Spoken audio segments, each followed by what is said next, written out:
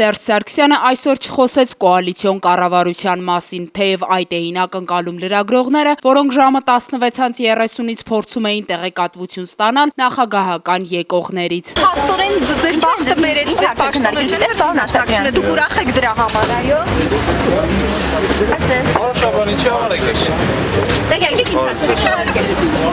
Սերժ Սարգսյանն իր մոտ հրավիրել էր իշխանությունների տարբեր թևերի ներկայացուցիչներին, այդ թվում եղբորը, հատուկ հանձնարարություններով դեսպան Լևոն Սարգսյանին։ Տեսակետին մնա, որ Սերժ Սարգսյանը պիտի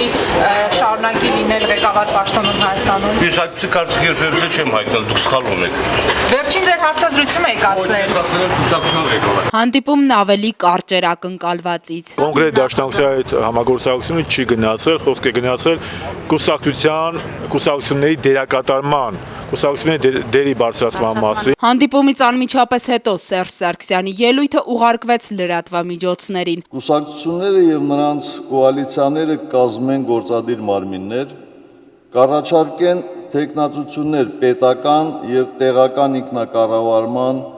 մարմինների ղեկավարների պաշտոնում։ Վերջինս հայտարարել էր, թե մենք պարտավոր ենք ստեղծել այնպիսի Հայաստան, որտեղ ապրողները իրենց երջանիկ կզգան ու չեն մտածի այն լքելու մասին։ Նույնիսկ ամենալայն աջակցությունն ունեցող քաղաքական իշխանությունը պարտավոր է ականջալուր լինել հանրային տրամադրություններին։ Պետք է հիասթափեցնեմ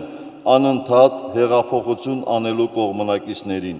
Մենք չենք շտապելու։ Քաղաքական ոլորտում համակարգային փոփոխություններ կատարելիս շտապողականությունը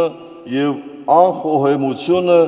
երբեք լավ ավարտի չեն հանգեցրել։ Սերժ Սարգսյանը նաև համոզմունք է հայտնել, որ կարճ ժամանակահատվածում սահմանադրությունը դառնալու է ազգային համաձայնության փաստաթուղթ, թեև հիշեցնենք այն այսօր անհամաձայնությունների գլխավոր պատճառներից մեկն է։